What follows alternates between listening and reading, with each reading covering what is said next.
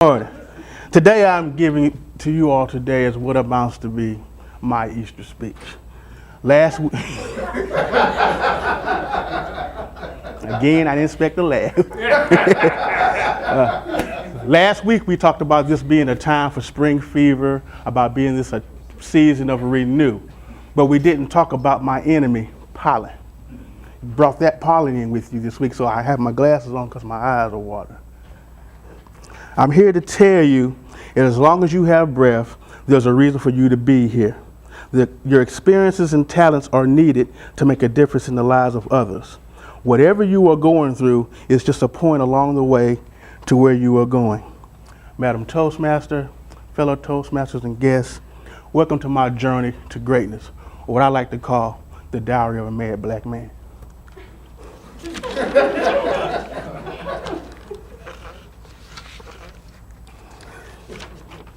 I've been talking to you all throughout the year about sharpen the saw and how I've been using it as a base of my extreme makeover.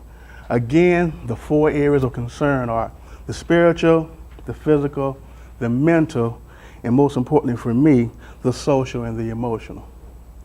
You may ask, what does sharpen the saw have to do with the diary of a black man? It's obvious that the title comes from the Tyler Perry movie. During the movie, the character has to evaluate who she is in her life after a dramatic situation. Although not as dramatic, my situation is somewhat similar. During my transition period, I've had the opportunity to take a long look at the man in the mirror. And to be quite honest with you, I like what I see.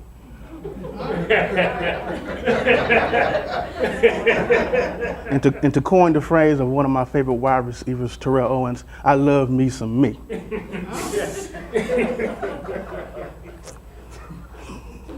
I mentioned before that the Sharpen the Saw looks at 4 areas of your life, and the goal is to look at these areas and try to do something every day to improve upon them. I realize now that I fall short in the area of interpersonal relations. You wouldn't believe that, would you? I am the proverbial bull in a china shop. The 4th area of Sharpen the Saw deals with many of our interaction with others. For a long time, my motto was me against the world, AKA Tupac's, one of Tupac's one of my favorite songs by the rap artist Tupac Shakur. This motto was fueled by misplaced anger, developed by the books that I read in high school and in college.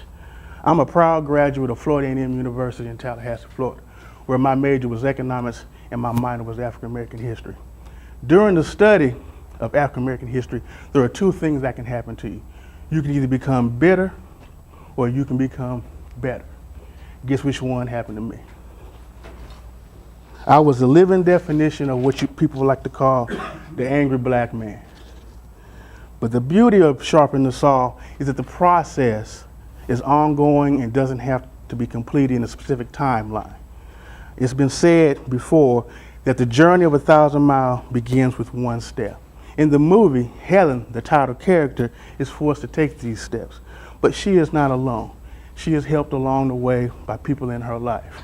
Of course, Medea, the star of the show, her cousin Brian, even her husband, not her husband, but a husband that she had to take care of.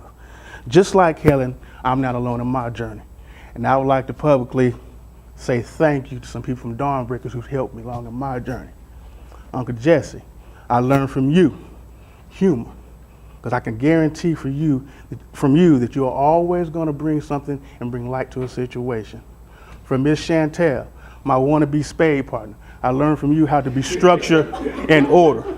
And I pick on Chantel because we know how to act. And because she's a trained actor, she knows how to bring the best out of people. Uncle Les, your laid back style impresses me the most because I'm very direct and to the point. Your style is, we're a good foil for each other. I also like to speak to what I call auntie in them, Miss Richburg, Austina, my cousin in them, Nina, Lola. These are all people that have helped me, and also Miss Faith, who have asked and giving me direction as I've gone through this Toastmaster journey. And last but not least, even though he's not here, is my partner, my ace boom coon from Southwest Cab, Eric Wilson. What I learned from him is humility. If you all know Eric and love him, he has a very humble spirit. And he reached out to me, not because we went to Southwest Cab, even though we're 4 years apart, but just because who he is. Tomorrow is Resurrection Sunday. And for me personally, it's just a gentle reminder of what can happen if you believe and have faith. We all know the story behind Easter, but do we fully understand what it means? For me, it represents a rebirth, a renewal of spirit, the process of dying to oneself in order to be reborn again with a new spirit. In the movie, Helen learns that she is the only one responsible for her happiness. During my transition, I've learned to let go and let God. Sounds like a song, doesn't it? Even though there are things in my past that helped create the angry black man, I have learned to let go and let God. In the movies, there is always usually a happy ending and closure. In my case, the story remains to be told.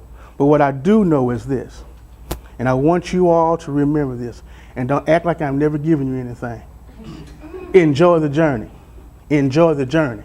Enjoy the journey. And like my pastor, Reverend Cameron Alexander from Antioch North Baptist Church, that's all I've been told to say.